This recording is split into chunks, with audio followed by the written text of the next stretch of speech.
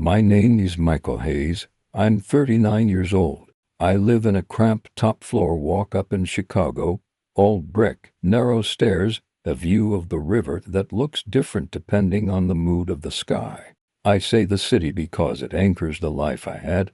Late nights in glass offices, business lunches, the rhythm of a man who kept his ledger balanced and his heart polite. I told myself for years that numbers were safer than people. That was before her name was Claire Donovan. She worked in creative direction at a boutique firm downtown, the kind of place that smells of espresso and new paperbacks. We met at a gallery opening, both of us pretending to understand a painting that looked suspiciously like a pile of blue rags. She laughed at something I said about the placard copy, and the laugh landed somewhere under my ribs. It moved slowly from acquaintance to dinner to that unspoken place where you stop calling and start belonging. We fit around each other like two worn pieces of a favorite coat. She laughed at my terrible jokes, left sticky notes in my laptop about grocery lists, learned my coffee order, and slid her hand into mine in the dark as if that small tether could hold the world steady. I told my friends she was the one I'd stop testing against the world.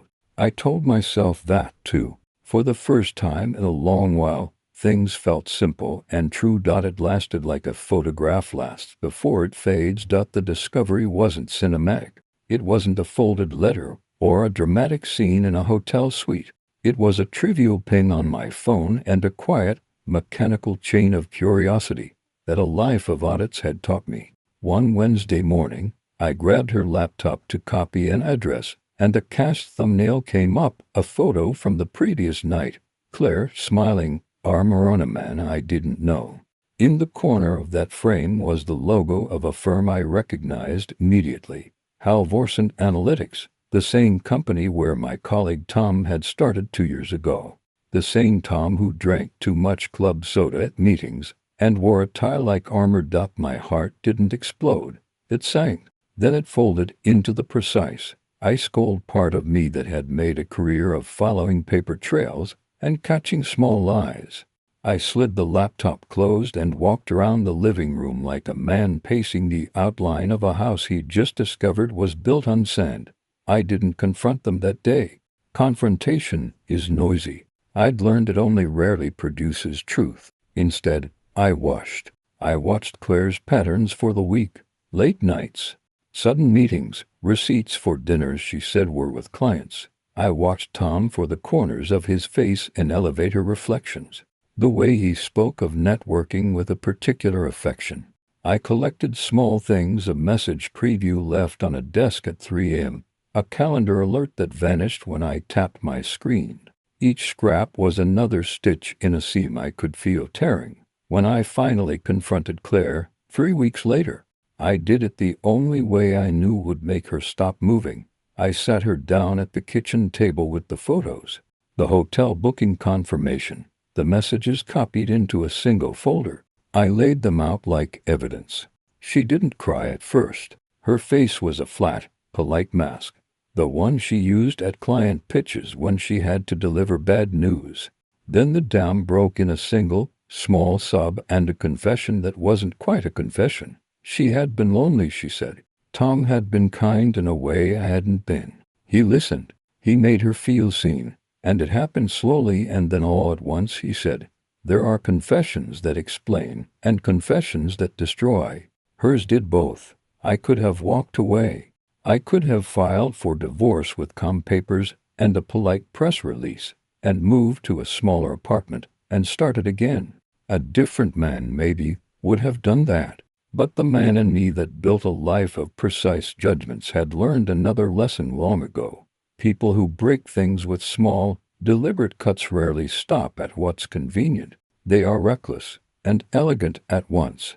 And once you know the architecture of a lie, revenge begins to look like stewardship, a way to put truth where it will hurt the most. So I began to dismantle them. Not with a single movie violent act, but with slow, surgical blows that were the tools of my trade. I exposed patterns, leaked details to people who would measure and punish, clients, colleagues, friends who prized reputation above explanation. I sent anonymous packets that sat on desks overnight and made men in boardrooms call lawyers. I arranged accidents of timing and planted truths in places where they could not be ignored. A forwarded email to a spouse. A grainy photo slipped into a company meeting. A whispered hint in the ear of a client who always asked for discretion.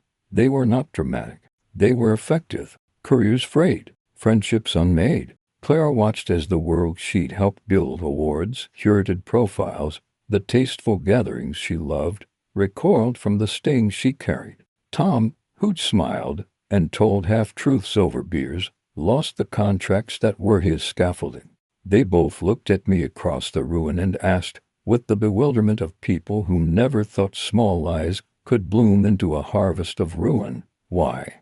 Because once you show me where the fault lines are, I can't pretend not to see them. Because betrayal is arithmetic, the sum of the losses must be paid. Because I wanted them to know, in the slowest possible way, what it felt like to be watched as you make the choice that destroys someone else. People say revenge changes you. They are right. In the weeks that followed, I learned how quiet cruelty can be, how precise shame slides into the meetings and press releases, and into the way neighbors start to leave you out of invites. I learned how much work it takes to burn someone's reputation until there is nothing left but a charred outline. I learned that ruin is not always violent. Sometimes it's paperwork and silence, and the fossilized look of a life before. This is the prologue, the first crack in the facade. I tell you this because I want you to hear how sureness can breed calculation, and because every story that follows is a ledger of choices. I would tell you I was justified.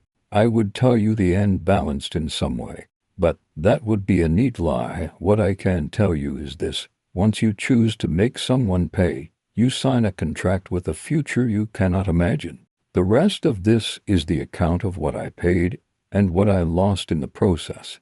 If you want the next chapter, I'll show you how the slow things unfolded, the alliances, the small betrayals, and the terrible arithmetic of a man who thought he could fix everything by breaking it. My name is still Michael Hayes, but it's strange how quickly a name can stop fitting the person who wears it. After Claire's betrayal, I became someone else, quieter, sharper, someone who measured every breath by how close it brought me to my next move. Grief didn't hit like a storm. It settled like ash. You learn to breathe it, taste it, even use it to write plans on the back of old receipts and coffee napkins. For the first few days after our confrontation, I let her stay in the apartment. She cried, packed slowly, said things like, "You're not who I thought you were." I smiled at that, a small, cold smile. It's strange how cheaters become philosophers once they're caught. She left a week later with 3 suitcases and a cat that wasn't even hers before me. The silence that followed was clean, almost holy. Then came the investigation. I wasn't content knowing she'd cheated. I needed to understand it. No, that's not the word. I needed to map it. Every lie has a blueprint, and I wanted to see the architecture of mine. I started with Tom. I'd worked with him long enough to know his weaknesses. He was talented, sure, but lazy in his caution. He used his work email for personal things, left his laptop unlocked in conference rooms, trusted people like me. It wasn't difficult to trace the threads once I started pulling. The first discovery was their timeline, a series of calendar invites labeled with innocent titles like client follow-up or strategy lunch. They lined up perfectly with Claire's late nights. The second was a series of payment logs. Tom had used the company card for hotel bookings he'd later reimbursed himself for in cash. I compiled it all into a private dossier, dated entries, attached photos, even voice recordings from one of our company mixers, where they weren't careful enough to lower their voices. I didn't even need to dig deep. They were sloppy because they believed the world revolved around their secrecy. And then I saw it, an email, hidden in a subfolder marked private. It wasn't to Claire. It was to someone else, a manager at a competitor firm. the kind that thrives on insider information. Attached were our confidential project outlines, spreadsheets of client data, and Claire's signature on a review draft. She wasn't just cheating on me. She was helping Tom sell us out. That's when I stopped being angry and started being deliberate. Revenge stopped being about her. It became about control, about correcting an imbalance that had mocked me for months. I spent 2 weeks building the trap. My background in systems security gave me the tools. I used a dummy account to pose as a recruiter from that competitor firm and offered Tom a position, one that required a portfolio sample. He took the bait without hesitation. The moment he sent that stolen data through my encrypted link, I had him. Screenshots, timestamps, metadata. Enough to sink him and anyone tied to him. But revenge isn't just about catching someone.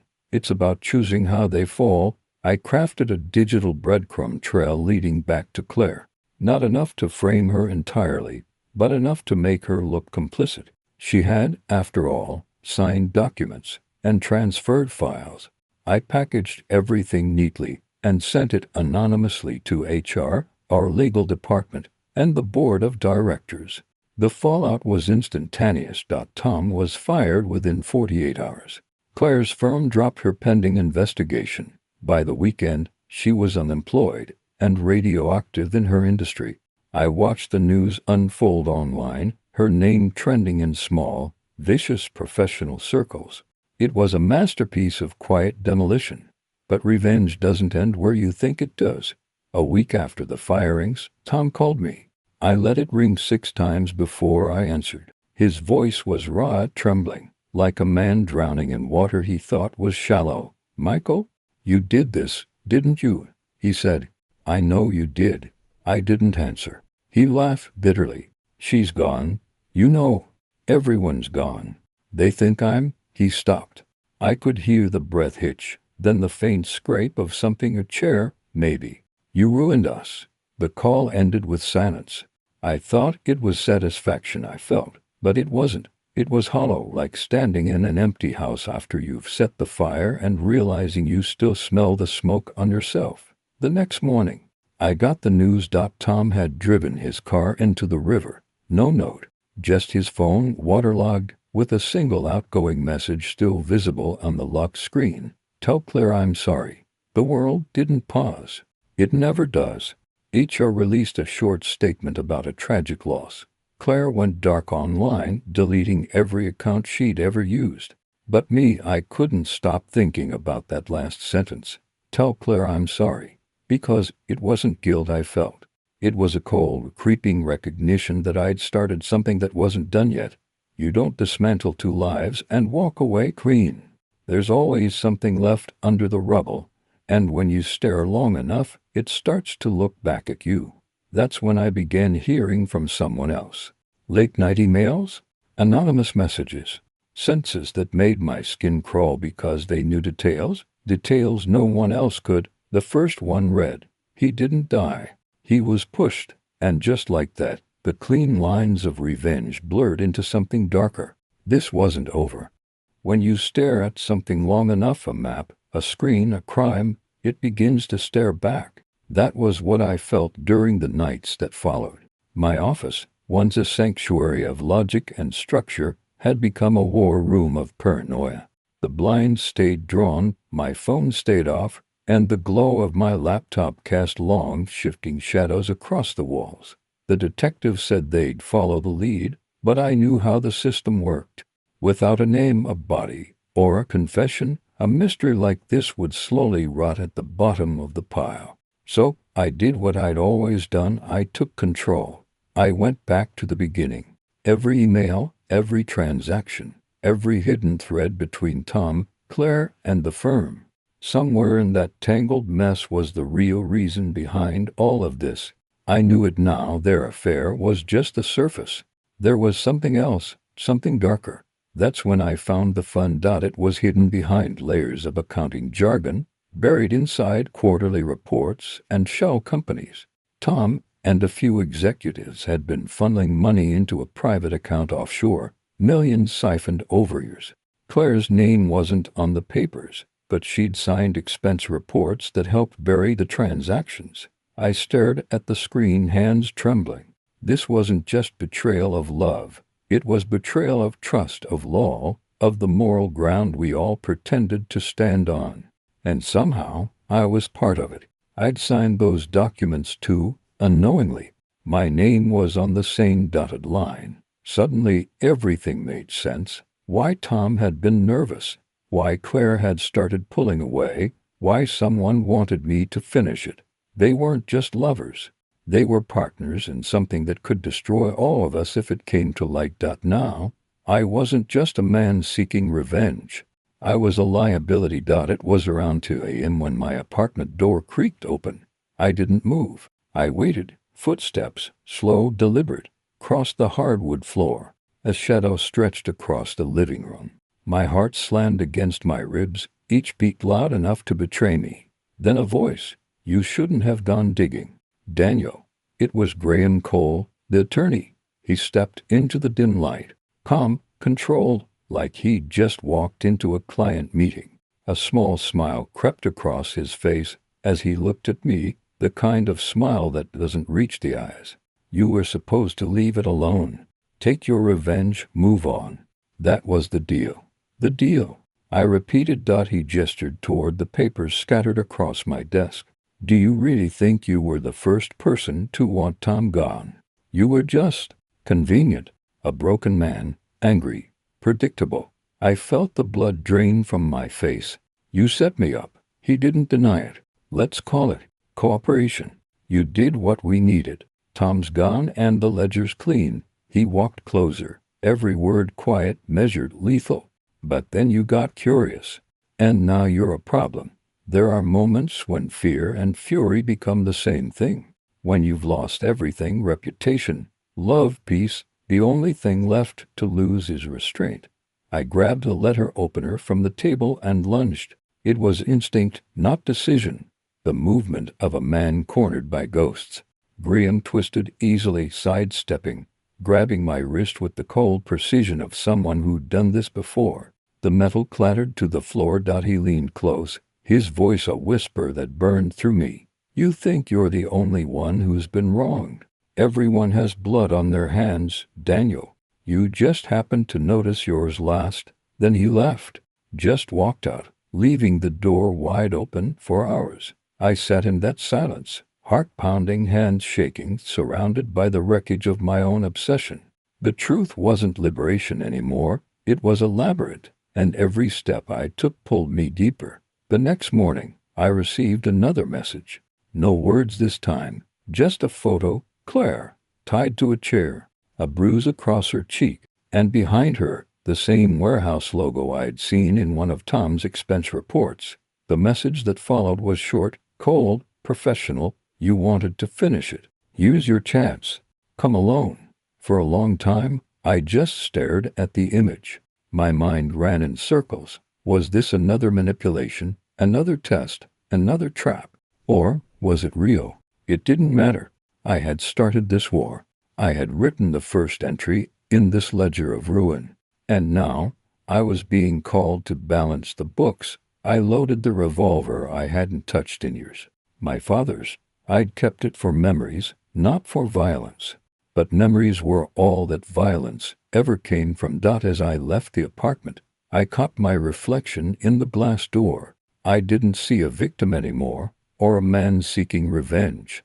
I saw something colder, something that didn't care whether it lived or died, as long as someone paid. The message arrived like a drop of cold water across my face in the middle of the night. No sender, no header, just a single line on a blank screen.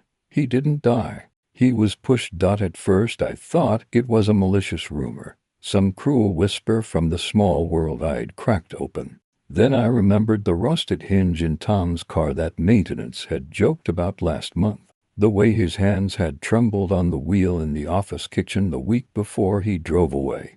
The message prickled under my skin like an accusation I'd been avoiding. I leaned into the desk lamp and reread the chain of texts and emails I'd been receiving for weeks. Thin, clinical notes about when Claire left the office, about hotel room numbers, about cheap cabs and better rooms. Somebody had been watching long before I washed. Somebody with access and patience. I stopped trusting the street lights. Sleep evaporated. The city became a body I could feel from the inside, every siren a pulse, every reflection in a shop window a face. I rotated the blinds to catch anyone who might be watching the building across the alley. I took walks at dawn and noticed the men who always stood near the same coffee cart, the way they pretended to admire pastry displays while their eyes tracked my silhouette. When you set a thing in motion, you assume the physics of cause and effect to this. Get that? I'd never accounted for the possibility that some forces don't act alone. Revenge is contagious. It attracts other people's stories, other people's debts. What I thought was my personal arithmetic had become currency in a market I'd never seen. The police reopened the coroner's files on Tom when the anonymous tip got routed through the station. A detective with tired eyes, Detective Alvarez, called me in for another interview. He asked the right, soft questions. Did I have enemies? Had I received threats? Who would benefit if Tom were dead? I answered the surface things and kept the ledger of my actions folded inside me like contraband. There is a difference between telling the truth and offering testimony. I tried to keep them compartmentalized. Alvarez watched me like a man who'd watched too many people break under pressure. You're not the only one worried these days, he said. People die in this city, and the first to look guilty are the ones who have motive and the marbles to make it happen. He wasn't accusing me. He was reminding me that the world loves tidy explanations, which meant my tidied plan was dissolving into a mess I could be blamed for. I started to look for cameras, not in the cinematic way, not for the thrill of being watched, but to flip the lens and find out who'd been pointing it my way. I rented a tiny, portable RF detector on impulse and walked the blocks around my apartment and office. There were the usual things: parking cameras, storefront security, but I found something else. A dead, amateur-looking webcam hiding behind the guttering of the coffee shop across from the building where Tom had booked his last meeting. It was rigged to a small battery pack and a router with an IP that hopped through proxies. Someone had been careful enough to hide their tools and careless enough to leave them within a 20-minute walk of my front door. That combination felt personal. Someone wanted me to see them, to find the thread and pull it. I pulled. The IP traces led to an ISP that served a cluster of corporate clients. One of the names on the service agreement struck a memory: an attorney who'd once handled small mergers for our firm, a quiet man named Graham Cole who'd advised on obscure shell transactions. I'd mentioned him once in passing in an old meeting. He had smiled and made a joke about the funny edges of small business. I called him that afternoon and pretended to be casual, asking about an old invoice. He deflected with a practiced ease, the kind of professional who knows how to lubricate curiosity so it dies in a hallway. It felt like the wrong door to knock on. So I kept knocking. Meanwhile, the anonymous messages escalated. They stopped being cryptic and moved to possession. Screenshots of my social media with faces circled, a photo of Claire buying coffee in a different neighborhood, an image of my mother's front porch. One said, plainly, "Stop, or your mother pays." The note had no signature but a taste for menace. That line changed the geometry of the problem. Before, I'd been rationalizing harm as instrument, something that would cleanse a moral equation. Now, it was about containment. I became a man walking inside a shrinking box, measuring every inch for exits. I called Claire. She picked up on the second ring.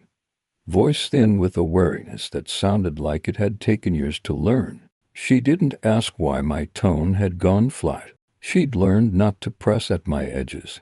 "Someone's been following me," she said first, and then in the same breath, "You made them." There it was, the confession I'd been avoiding. I'd hoped my actions would stay surgical and isolated.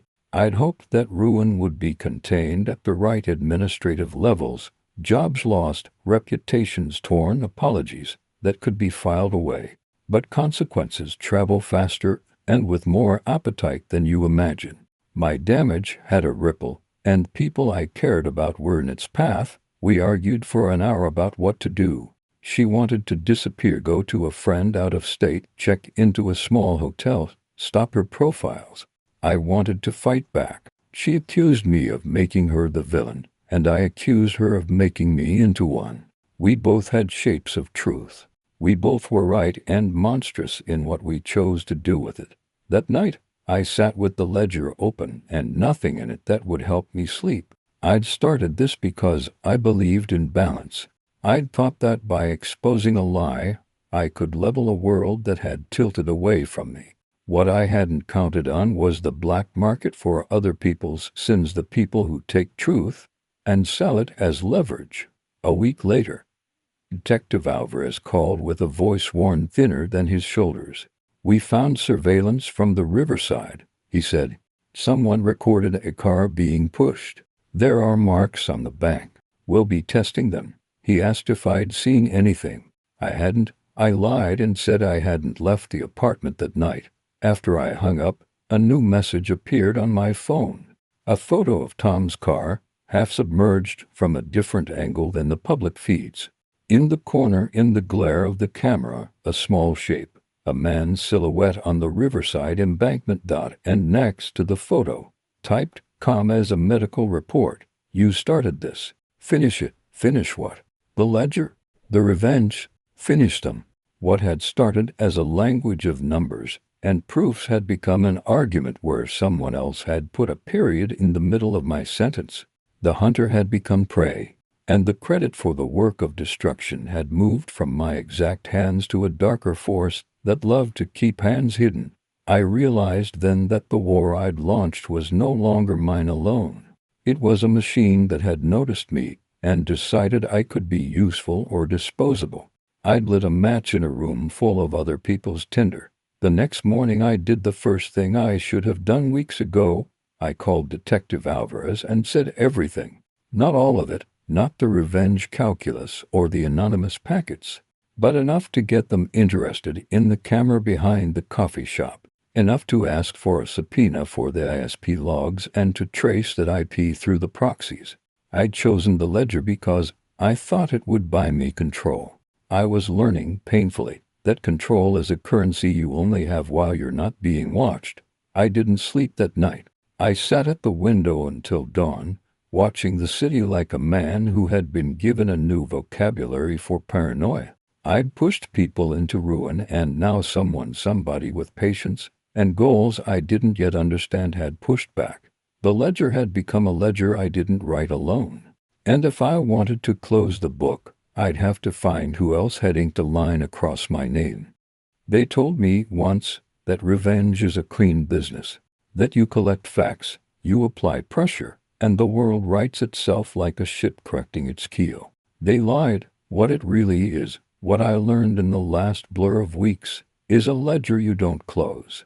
You only add pages until the book is so heavy you can't lift it. Then someone else takes it, adds their own scrawl, and hands it back. The warehouse smelled like oil and old rain when I pulled up. The sky had that sullen, leaden look that makes edges soften just enough to make you uncertain about contours. I'd told no one I was coming. Detective Alvarez had been vague, promising we're leaning on a lead, and that was all the alignment I dared ask for. I didn't want a raid. Raids are messy. I wanted a confession. I wanted a face to match Graham's voice in my head. The door opened before I knocked. They let me in as if I were expected. A man who had signed the contract with his fury. Claire sat in the middle of the floor, ropes cutting into her wrists, her hair matted. She looked smaller than in the photos. When she saw me, she didn't cry. She gave me a look that was not gratitude but inventory. What I had cost her, and what she had left. Graham stepped out of the shadow. He was older than I had pictured. His suit too clean for the place. Shoes that had never seen gravel. He had the same calm I'd felt before. The predator that knows the rules better than the prey. "Nice of you to come," he said. "You always did like dramatic gestures. Where's Tom?" The question came out too sharp. My voice surprised me with how little emotion it carried. The ledger had chewed that raw away. Graham wondered at the question, amused. Tom was a problem. You made him one, yes. But he was never the root. Can you see that now? He circled me like a man tidying a display. This isn't personal, Hayes. It's efficient. I should have hit him then. Instead I breathed and let my hands be steady. I'd learned the last few days that fury is a poor microphone. You get louder, not clearer. You're the reason he died. I said. Graham shrugged. I didn't push the car. Someone was paid to push a car. Someone was paid to cut a line. Those were operational choices. I take blame like a consultant takes a retainer. If it keeps the ledger balanced and the higher orders insulated, it's business. He smiled at the words, and that was the crack. Pride makes confessions easier. Men with pride want to narrate their cleverness, to take credit for systems they built. I changed tack. I needed ink, not fire. Do you understand what you've done? I said. Do you understand who you've touched? He looked at Claire and shrugged again. Collateral is the currency of progress. We danced that language for a long minute. I let him talk, because men like him think talk is armor. While he spoke, I palmed the small recorder in my jacket pocket, an old model that looked like a key fob. I'd planted a secondary transmitter with Samira 2 blocks away. A simple, stupid alarm that would ping Alvarez if I pressed it. I hadn't told Claire. I didn't tell Marco or Rena. You learn quickly that allies can become liabilities. Why show up? Graham asked finally. You could have told the cops. You could have stood down. Instead you dragged this farce into the open. Because you lied to me, I said. You used me. He laughed then, the sound brittle and small in the cavernous room. We all use people. Some people are useful until they aren't. You were useful. He folded his hands.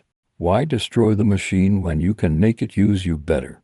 I pressed the recorder to life and set it on the concrete between us. The little red light was a cheat. He likely saw it but pretended not to. Men who orchestrate other people's ruin rarely think to listen for their own quiet. Then I pushed the button I'd promised myself I wouldn't, the one that meant I was either going to get them all or go to jail. The transmitter chirped in the distance. I saw Claire tense. Graham's eyes narrowed. You think that will help? He said. I said nothing.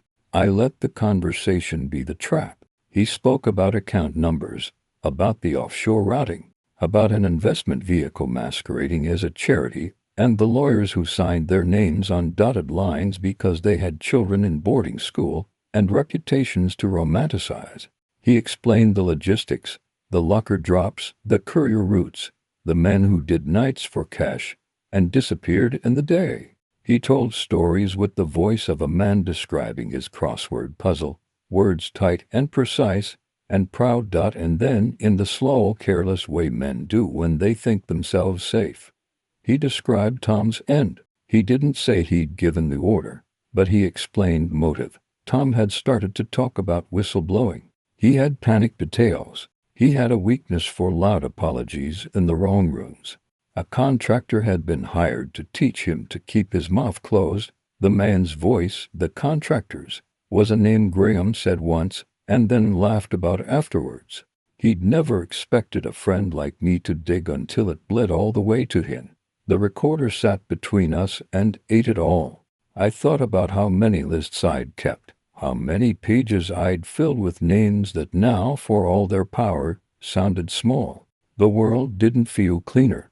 It felt more honest in the way an incision can be honest, painful, and clear. The footsteps outside grew louder. Alvarez's voice cut the air. Police! Everyone stay where you are. The perfect, awful music of slow-motion consequence.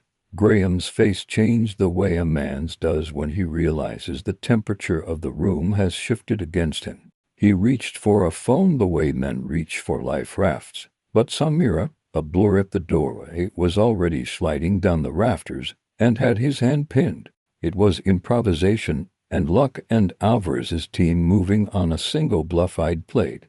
They cuffed him. They read him his rights. He tried to negotiate, to explain, to charm. It didn't work. Claire slumped the moment the ropes loosened. She looked at me then with a face that was no longer inventory but an unraveling thread of grief and something like pity. "You came," she said, and the smallness of the sentence was an apology and an accusation. "We sat in the police lights while they took statements."